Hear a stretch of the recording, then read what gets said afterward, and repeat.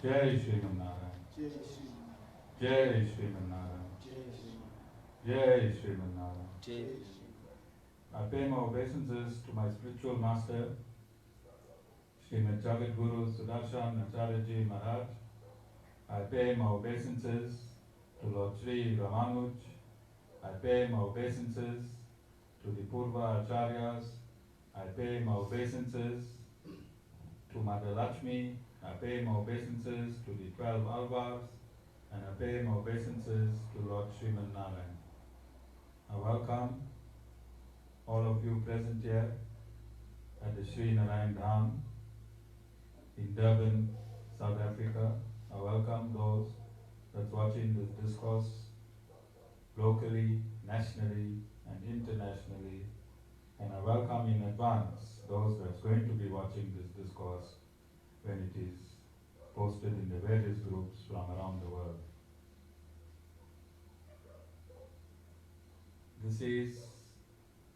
We have 2 more satsang left in the marathon satsang of about a month. This was the first by the Sri Narayan Dham, and we call it the month of the Ramanujans. This month will be an official Sri Narayan Dham month of satsang in perpetuity, even after I leave my material body. This month will always be celebrated at the Sri Narayan Dham. In this month,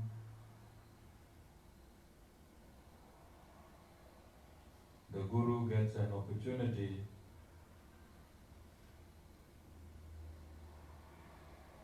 to be enveloped in the consciousness of the entire Sampradaya. In this month, the Guru gets the experiences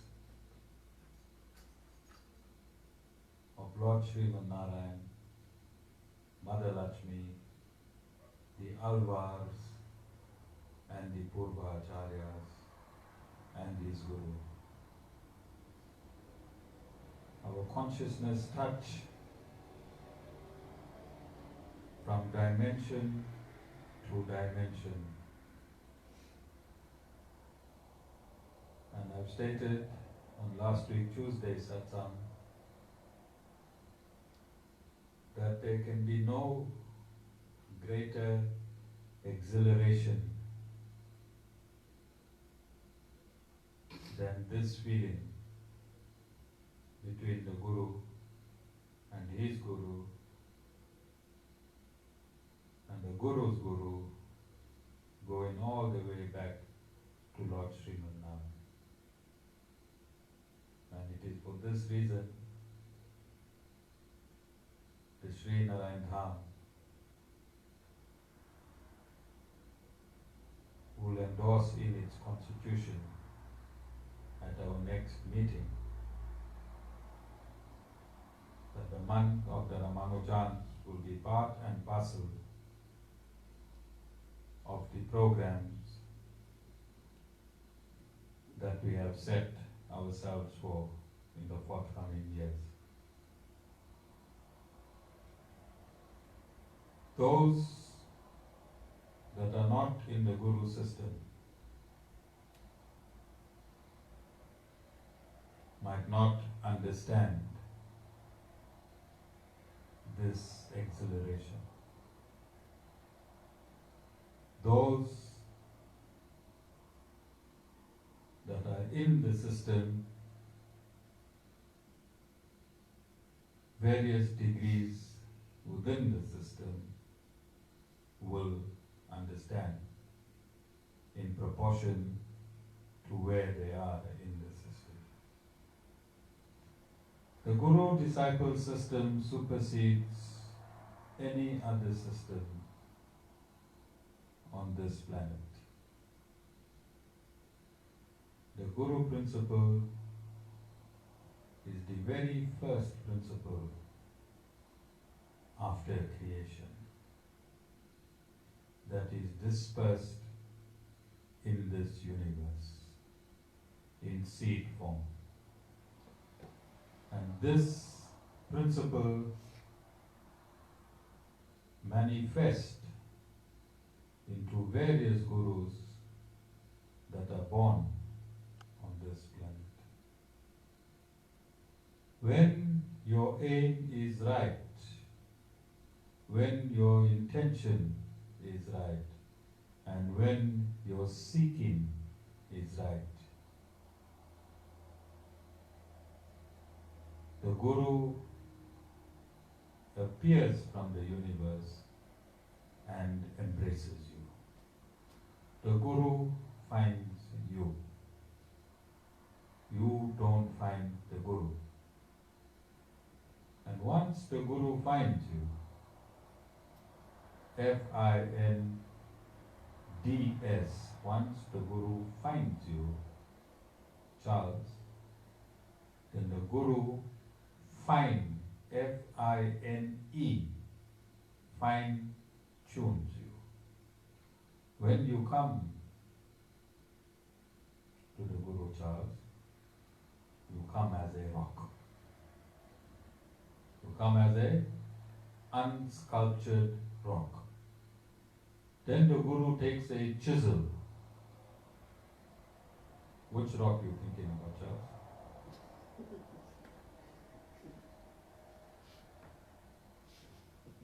I'm talking about the rock from the earth. Alright? Soil, hardened soil. So, these are the jokes that the Guru and his disciple can have, because this is a dimension of each disciple. Okay? It is personal between the Guru and the disciple, even if there's a code name called rock. Alright? So the Guru takes a chisel and fashions the rock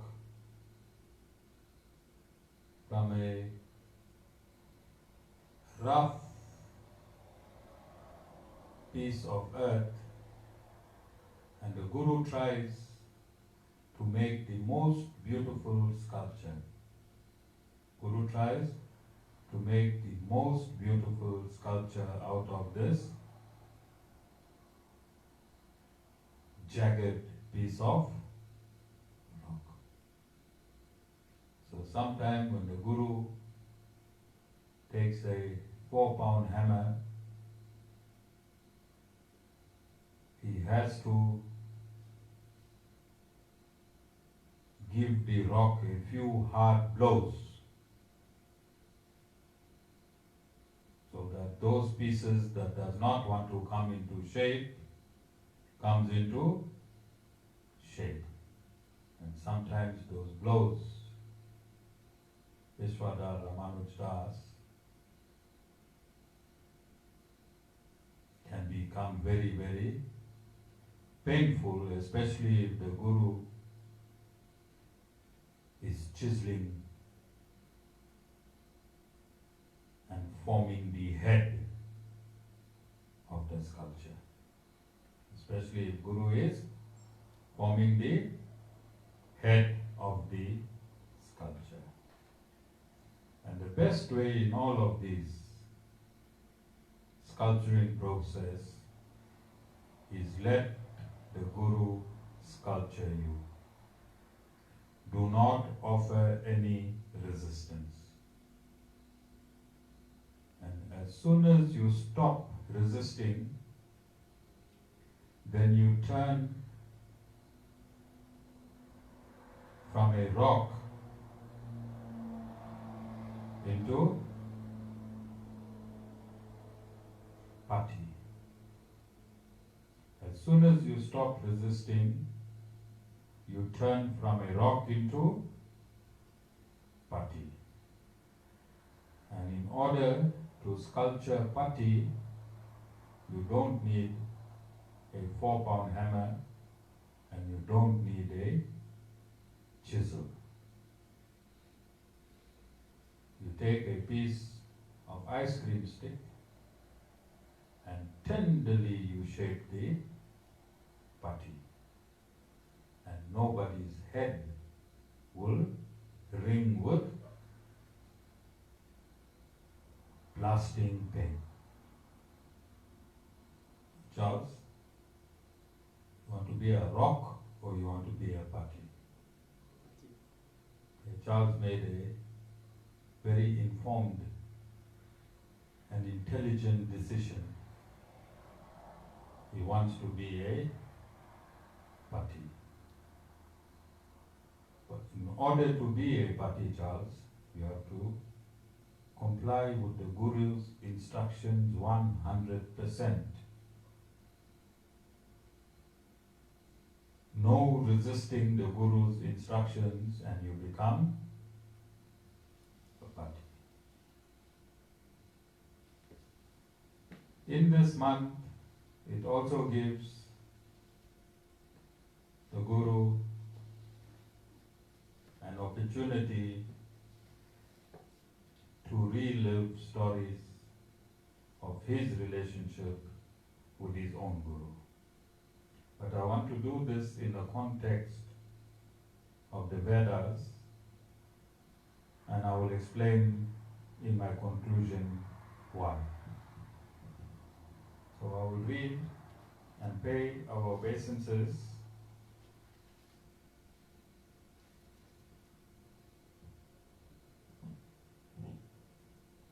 to Ramanujans Acharya. Yamunacharya.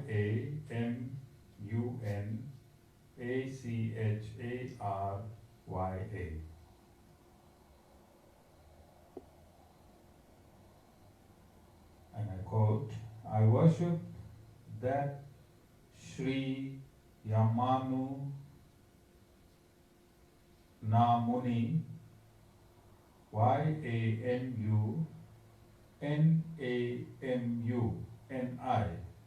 who was born at Sri Narayan Dham, and I'll spell it Veeranarayan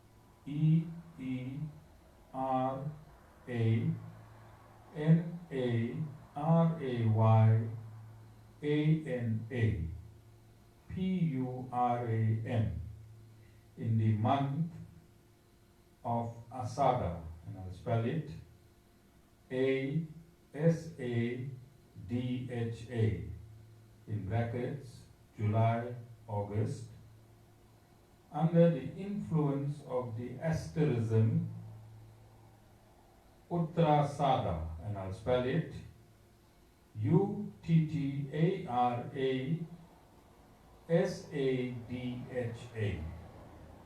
in brackets 21st stellar mansion, close brackets, and who was reputed to be an incarnation of the throne of Sri Vishnu.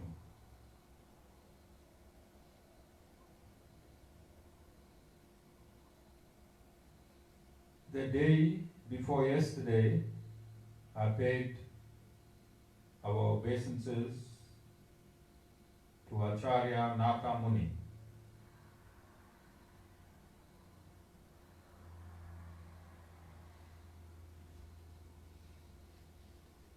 And today we paid our obeisances to Ramanujans Acharya.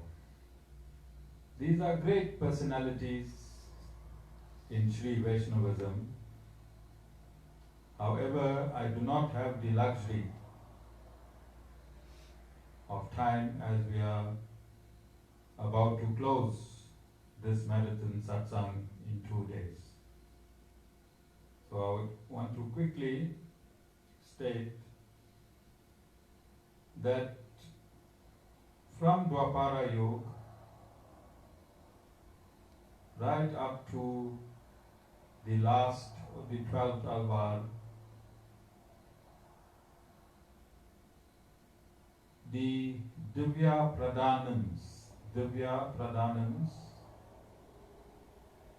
are hymns that were sung by these 12 Alvars, describing the glories of the Supreme Lord within the parameters of the Vedas. So at the end of Dwapara Yuga, beginning of Kali Yuga, Lord Sriman Narayan incarnated as Veda Vyas and compiled all of the Vedic literature.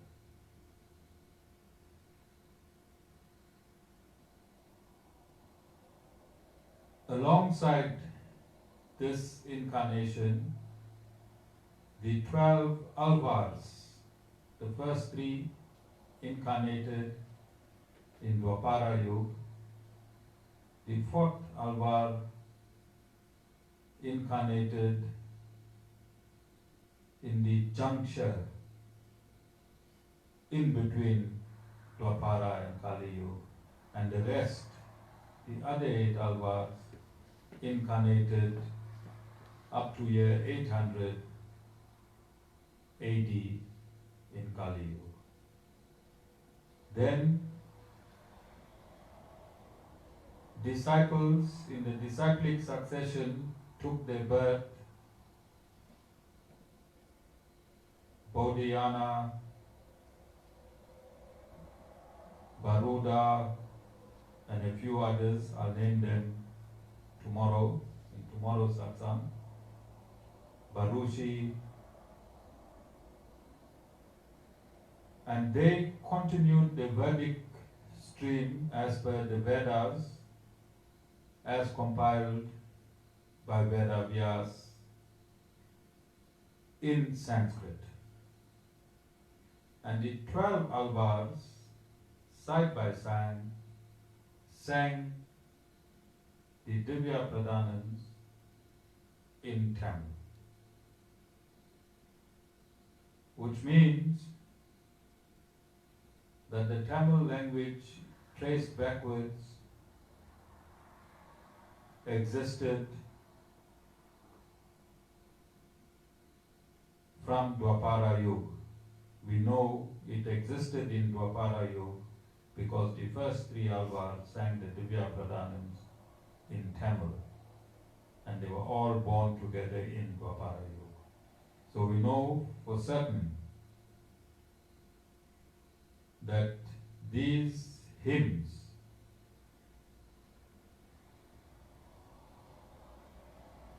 portraying the Supreme Personality of Godhead and His incarnations and the existing Vishnu temples at the time when these Divya Pradhanams were sung as hymns, they corroborate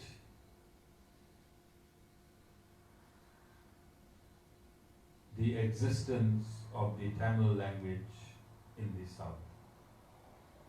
Simultaneously, the Acharyas I mentioned corroborate the Sanskrit language in the north. And it was this great Acharya Natha Muni, who heard a group of visitors singing 10 verses of the Divya Pradhanam. And as I stated, nothing is a coincidence. When Acharya Natha Muni heard these 12 verses of the Divya Pradhanam, he was so immersed in the joy of hearing these 10 verses that he had a compulsion to find the rest of the verses, because the last verse advised him that there are more verses of this Divya Pradhan. And when he made enquiries, he was asked to go to the shrine of Namalvar. And when he went to the shrine of Namalvar, and when, like I said, when I need information that I do not have on hand, I go into great anguish. And in this deep state,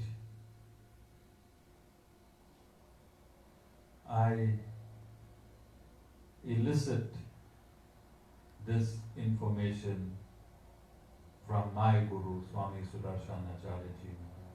What I cannot find on hand, I get this knowledge transcendentally. Naka Muni also went into great anguish, and he pleaded to Namalvar for the rest of the hymns to surface. And he was successful in all the 4,000 hymns.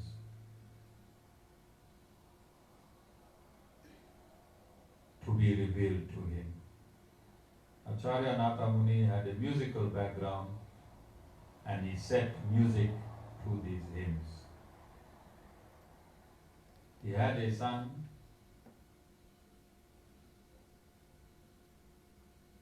who married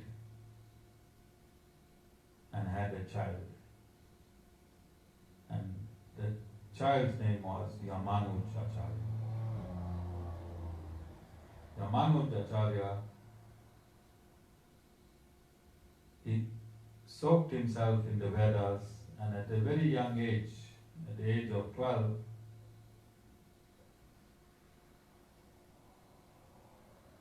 he knew all of the Vedas, and he had a debate. And it was stated in this debate that if he wins, he will win half the kingdom. And he did win, and he won half the kingdom. And he became a king, Ramanuj Acharya.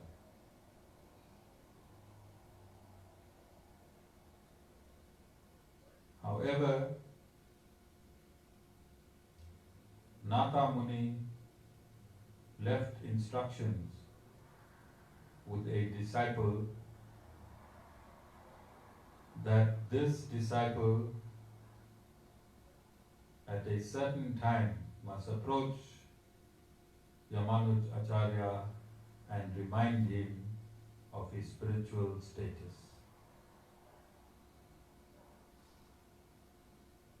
And I stated earlier on, throughout this month,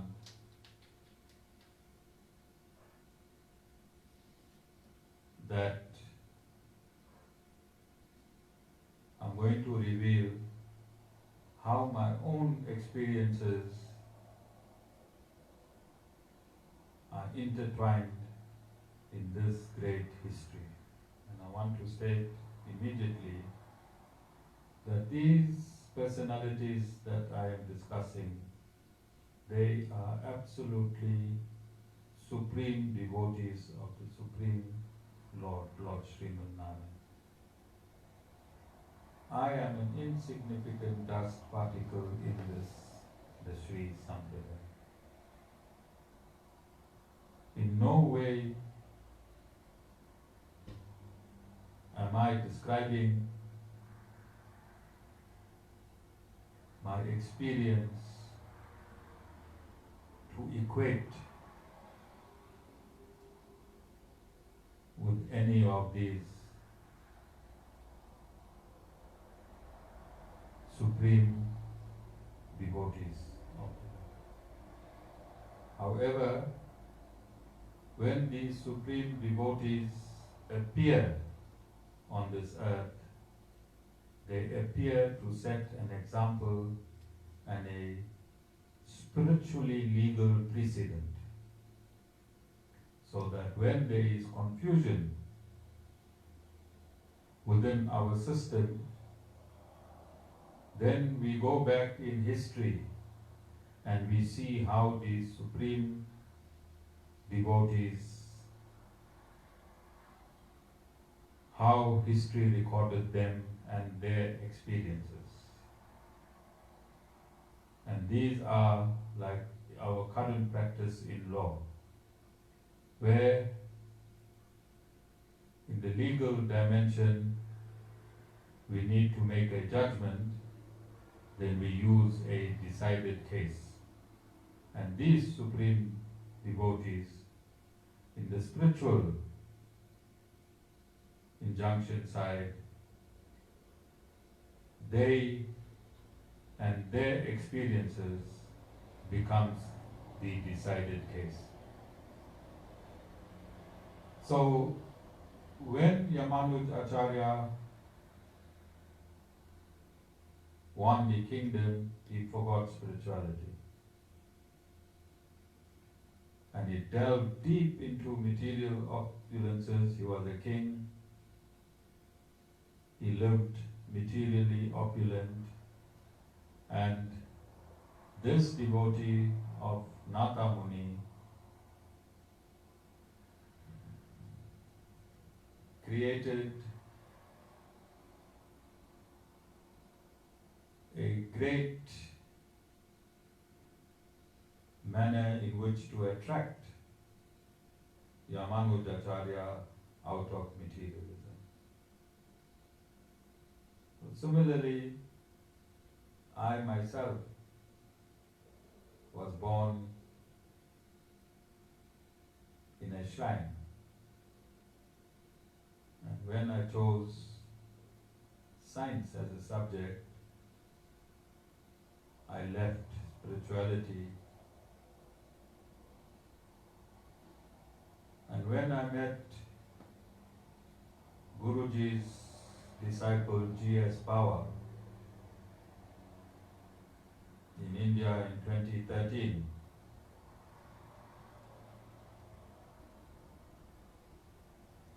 he brought me back to my spiritual realization. Similarly, Nata Muni's disciple brought Ramanujans Acharya to his spiritual realization. And this is one point in common. Another point in common is that Ramanujans Acharya informed his disciples that Lord Sri Ramanuj would continue his mission. Without him and Lord Sri Ramanuj ever meeting personally in their lifetime. Similarly, my Guru Swami Sudarshan Acharya Ji Maharaj in the year 2000 informed G.S. Pava that I would continue his mission from South Africa. I also never met my Guru. He left 1 year before I heard of him for the very first time. So there has been some talk that how can I be a guru of Swami Sudarshan Acharya Ji Maharaj or a disciple of Swami Sudarshan Acharya Ji Maharaj when I did not meet him in his lifetime. And I remember in 2018 when I was at the Jiva campus with Swami Chinnajaya, I heard Sherwin give a talk. And in his talk, he mentioned a very important point. He stated that before you disqualify a person as being a bona fide guru, you have to know the qualifications of who a qualified guru is. And I think his actual words were, if before you say a guru is fake, you must know what a genuine guru is. I think that's what he stated. Before you call a guru a fake guru, you must know what a genuine guru is. And this, I think 2 years later, fits in perfectly with this discourse, because in the Sri Sampradaya, you don't have to meet your guru as shown in this example in his lifetime for him to be your guru. Ramanujacharya nominated Lord Sri Ramanuj to take his mission forward, and he left his body before meeting Lord Sri Ramanuj. And my spiritual master, Swami Sudarshan Acharya Ji Maharaj, 13 years before my initiation, informed G.S. Power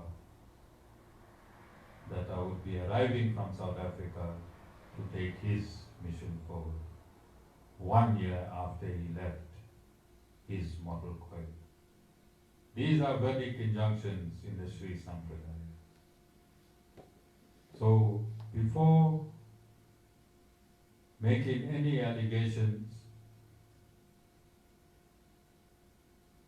the ignorant must become enlightened first.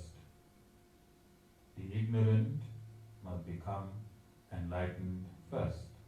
And in the state of enlightenment, they will understand all the protocols that are set in the relationship between Guru and disciple.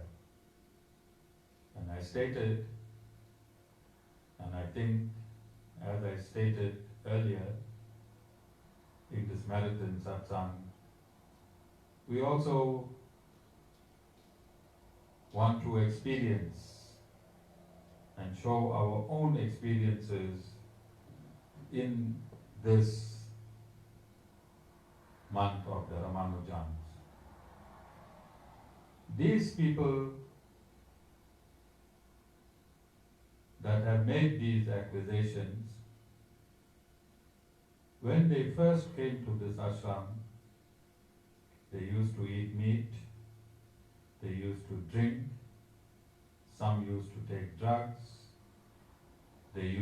some used to gamble, and other bad behaviors.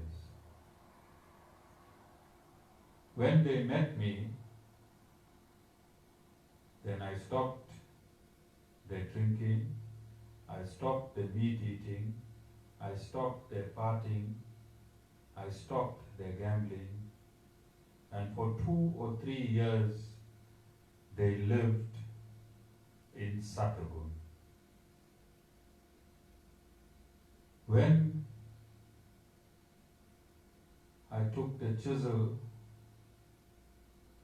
and I was trying to get a better sculpture. Most of these people could not endure the pain. And instead of stating that you are sculpturing me too painfully, they left the studio and said, I'm a fake sculpture. But then, today, many years later, I'm sitting on the same seat, I'm expounding the same discourses. My status quo has remained the same.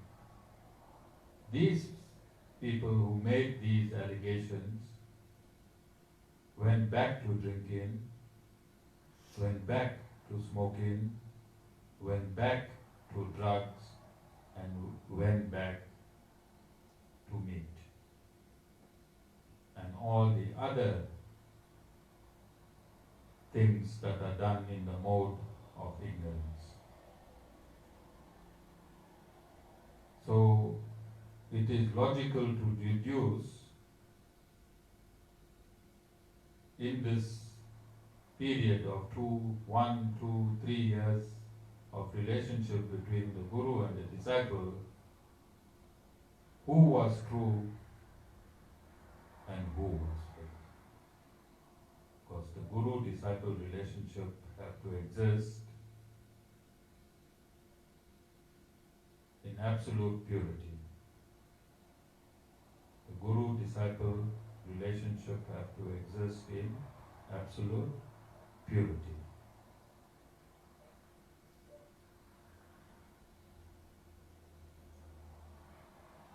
Jai Sriman Narayan. Jai Sriman.